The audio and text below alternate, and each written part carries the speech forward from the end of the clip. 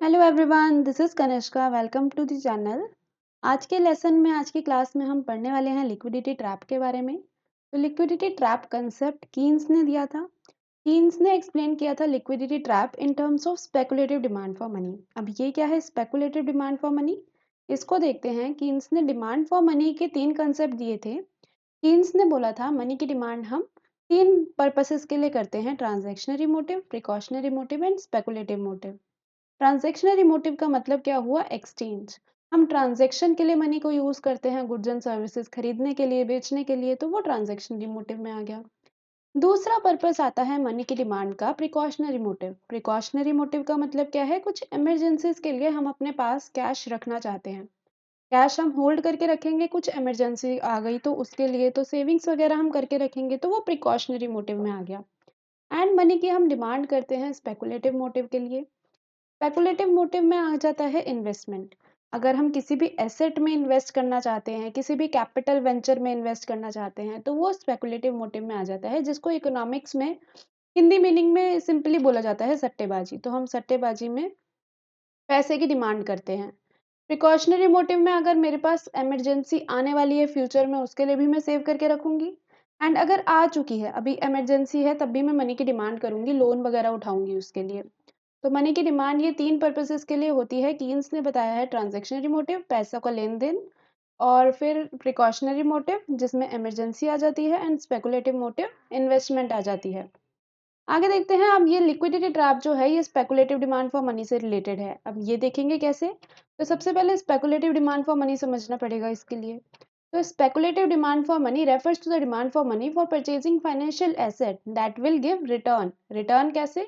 Rate of interest की form में, profits की फॉर्म में। तो जो भी हम फाइनेंशियल एसेट को परचेज कर रहे हैं उसके मनी की डिमांड कर रहे हैं, एंड उस फाइनेंशियल एसेट से हमें कोई रिटर्न मिलना चाहिए। तो हम किसी ना किसी चीज़ में इन्वेस्ट कर रहे हैं, कोई एसेट खरीद रहे हैं, कैपिटल वेंचर में कुछ इन्वेस्ट कर रहे हैं, शेयर्स खरीद रहे हैं, बॉन्ड्स खरीद रहे हैं, जिसपे हमें कुछ ना कुछ रिटर्न मिलेगा, रेट ऑफ इंटरेस्ट जनरेट होगा या प्रॉफिट जनरेट होगा। तो उसको बोला जाता है स्पेकुलेटिव डिमांड फॉर मनी। अब speculative demand for money is depend on rate of interest. Speculative demand for money, speculative purpose के लिए जो हमारी डिमांड होती है मनी की, वो कीन्स ने बताया है। अकॉर्डिंग टू कीन्स वो रेट ऑफ इंटरेस्ट पे डिपेंड करती है। कैसे? अगर रेट ऑफ इंटरेस्ट बढ़ जाता है, रेट ऑफ इंटरेस्ट बढ़ गया, तो पीपल प्रेफर करेंगे इन्वेस्ट करने का। पीपल अपनी पॉकेट में होल्ड नहीं करेंगे, वो इन्वेस्ट करेंगे। तो इन्वेस्ट करने के लिए हमारी मनी की डिमांड क्या हो जाएगी? बढ़ जाएगी। एंड वैसे अगर हम होल्ड करना चाहें, अपनी पॉकेट में रखना चाहें, तो उसके लिए मनी की डिमांड क्या हो जाएगी? कम हो जाएगी। तो नेगेटिव रिलेटेड है ये। जैसे ही रेट ऑफ इंटरेस्ट कम होता है, लोग प्रेफर करते हैं कि हम लिक्विडिटी को अपने पास रखें। लिक्विडिटी का मतलब क्या है? कैश। तो जितना भी अमाउंट है हम कैश की फॉर्म में अपने पास रखें। तो जैसे ही रेट ऑफ इंटरेस्ट कम हुआ, हमें रिटर्न्स तो अब अच्छे मिलेंगे नहीं, तो हम इन्वेस्ट करेंगे नहीं। तो हम जो मनी की डिमांड है वो बहुत ज़्यादा कर देंगे। किसके केस में? हम लिक्विडिटी रखने के केस में मनी की डिमांड ज़्यादा कर देंगे। तो यहाँ पे ये इन्वर्सली रिलेटेड हैं। जैसे ही रेट ऑफ इंटरेस्ट बढ़ा, speculative demand for money decrease हो गई, क्योंकि हमने वहाँ पे रेट ऑफ इंटरेस्ट बढ़ते ही हमने अपने पैसे इन्वेस्ट कर दिए, एंड मनी की डिमांड जो हमारी कैश बैलेंस के लिए थी, जो हम होल्ड करने के लिए ले रहे थे, लिक्विडिटी के लिए ले रहे थे, वो हम कम कर देंगे।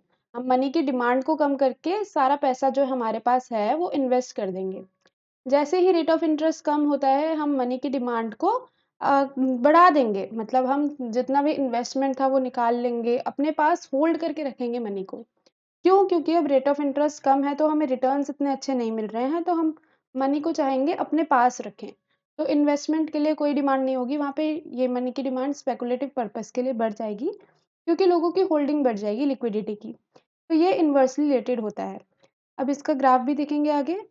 इसका according to Keynes when ROE is too low, मतलब रेट ऑफ इंटरेस्ट हमारा बहुत ज़्यादा लो है, उस केस में क्या करेंगे? लोग प्रेफर करते हैं अपने पास कैश रखना। जितनी भी इनकम है वो अपने पास कैश रखेंगे। तो क्यों कैश रखेंगे? क्योंकि उनकी यूटिलिटी इस चीज़ से बढ़ रही है। अगर वो कैश अपने पास होल्ड करके रखेंगे, तो उससे उनकी यूटिलिटी बढ़ रही है। और अगर इसी का उल्टा केस देखें हम, रेट ऑफ इंटरेस्ट बहुत ज़्यादा हाई है, तो हमें अब हाई रिटर्न्स मिलने वाले हैं।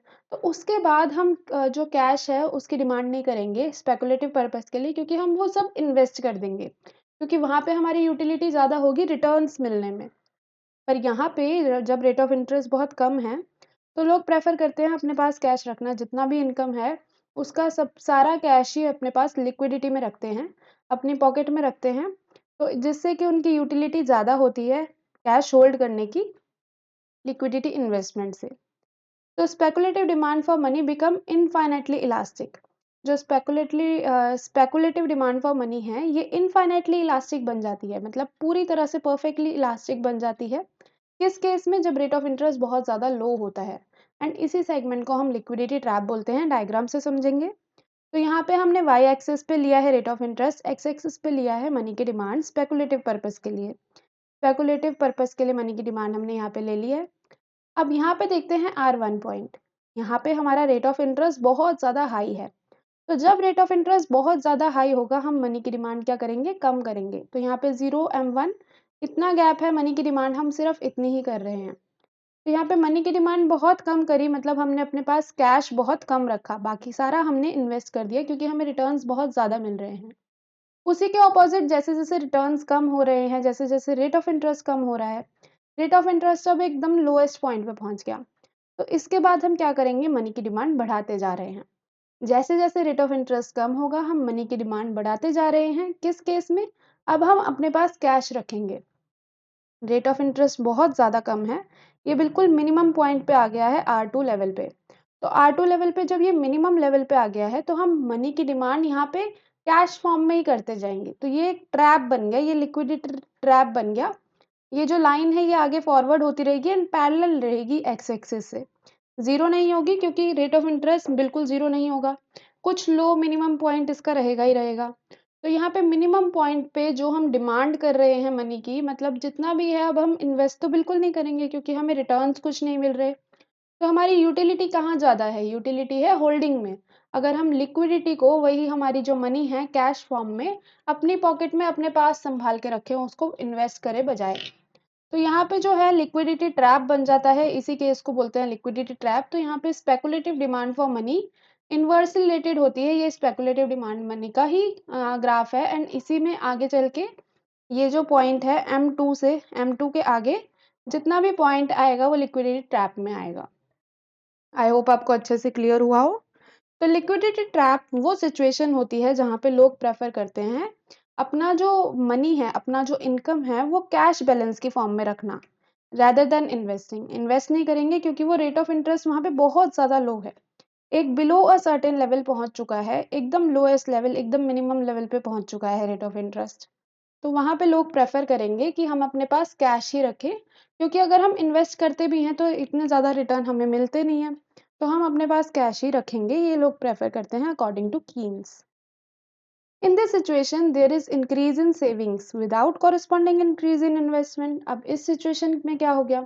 इस सिचुएशन में जो हमारी सेविंग्स हैं वो बढ़ जाएंगी। जैसे हमारे पास बिल्कुल लो लेवल का रेट ऑफ इंटरेस्ट आ गया है एंड उस पे हमारी जो मनी की डिमांड है हम कर रहे हैं पॉकेट में रखने के लिए, मतलब होल्डिंग के लिए।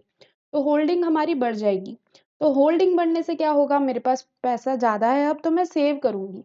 जितना भी पैसा है मैं सेव करूँगी, पर उसके जितना इन्वेस्ट नहीं करूँगी। सेविंग्स मेरी बढ़ जाएँगी इन्वेस्टमेंट से। पर क्लासिकल तो बोलते हैं savings is automatically invested.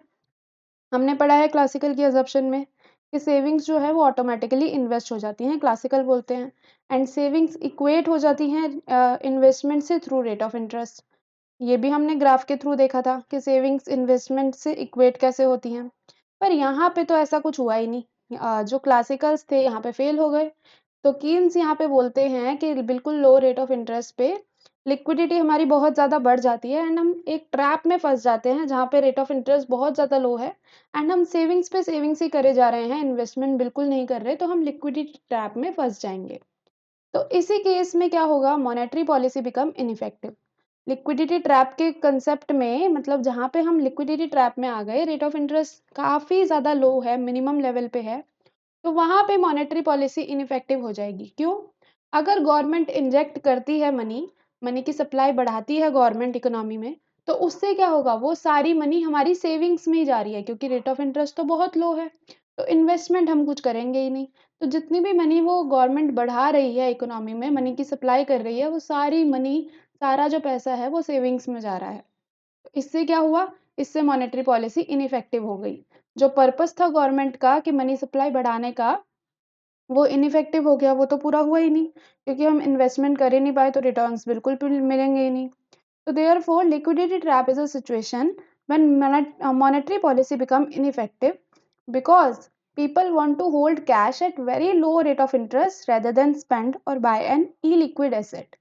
Illiquid asset क्या है? Investment. अगर हम इन्वेस्टमेंट एसेट में करते हैं, फाइनेंशियल एसेट में जो ई लिक्विड है, बहुत ज़्यादा लिक्विड नहीं है, तो उसको ही लिक्विड एसेट बोला गया है। तो यहाँ पे लिक्विडिटी ट्रैप उस सिचुएशन को बोला जाता है जहाँ पे मॉनेटरी पॉलिसी इनइफेक्टिव बन जाती है। क्यों? क्योंकि रेट ऑफ इंटरेस्ट बहुत ज़्यादा लो है, तो लोग चाहते हैं अपना कैश होल्ड करना, कैश को इन्वेस्ट नहीं करेंगे वो, तो होल्ड करेंगे, लिक्विडिटी को होल्ड करके रखेंगे, तो लिक्विडिटी हमारे पास रहेगी तो वो हम एक ट्रैप में फंस जाएंगे। जितना पैसा कमा रहे हैं उतना ही आ रहा है, कोई रिटर्न नहीं बढ़ रहा, तो इकोनॉमी इससे नीचे जाएगी। तो यहाँ पे कैरेक्टरिस्टिक्स देख लेते हैं कुछ लिक्विडिटी ट्रैप की। यही कंसेप्ट है लिक्विडिटी ट्रैप। तो very low rate of interest, liquidity trap में रेट ऑफ इंटरेस्ट बहुत ज़्यादा लो हो जाता है। इससे कि लो इन्फ्लेशन, इन्फ्लेशन कैसे लो हुआ इस केस में? हमारा लिक्विडिटी ट्रैप हम फंस गए हैं जहाँ पे रेट ऑफ इंटरेस्ट बहुत ज़्यादा लो है, पर हम मनी की डिमांड को बढ़ाते जा रहे हैं कैश होल्ड करने के लिए, होल्डिंग को हम बढ़ाते जा रहे हैं। तो उस केस में जो रिटर्न्स हैं वो तो आ ही नहीं रहे, तो रिटर्न्स नहीं आएंगे तो हमारी इकोनॉमी ग्रो नहीं होगी, इकोनॉमी ग्रो नहीं होगी तो इन्फ्लेशन बिल्कुल आ ही नहीं सकता। तो पैसा, जो भी प्राइजेस हैं गुड्स एंड सर्विसेज के, वो सस्ते हो जाएंगे, तो इन्फ्लेशन कम हो जाएगा। स्लो इकोनॉमिक ग्रोथ, ये भी हमने रिलेट कर लिया कि इकोनॉमिक ग्रोथ बहुत स्लो होगी। यहाँ पे एक और कैरेक्टरिस्टिक्स है, प्रेफरेंस ऑफ सेविंग्स और holding cash rather than investing और स्पेंडिंग ऑन एसेट। हम प्रेफर करेंगे अपना कैश होल्ड करना या सेव करना रेदर देन इन्वेस्टिंग। तो यहाँ पे क्लासिकल का जो अजम्पशन है वो फेल हो गया, कीन्स ने उसको ऑपोजिट ठहरा दिया कि उन्होंने बोला था सेविंग्स एंड इन्वेस्टमेंट इक्वल रहेंगे, पर यहाँ पे इस केस में नहीं हो पाए, लिक्विडिटी ट्रैप में फंस गए वो। और monetary policy become ineffective, monetary policy अगर गवर्नमेंट लगाना चाहे मनी सप्लाई बढ़ा के, तो वो इनइफेक्टिव रहेगी क्योंकि उससे रिटर्न्स नहीं बढ़ेंगे। तो यही था लिक्विडिटी ट्रैप का कंसेप्ट। आई होप आपको बहुत अच्छे से क्लियर हुआ हो। कोई भी डाउट रह गया है तो आप कमेंट सेक्शन में पूछ सकते हैं। अब हम मिलते हैं अपनी नेक्स्ट वीडियो में। Thank you so much for watching. I will see you in my next video.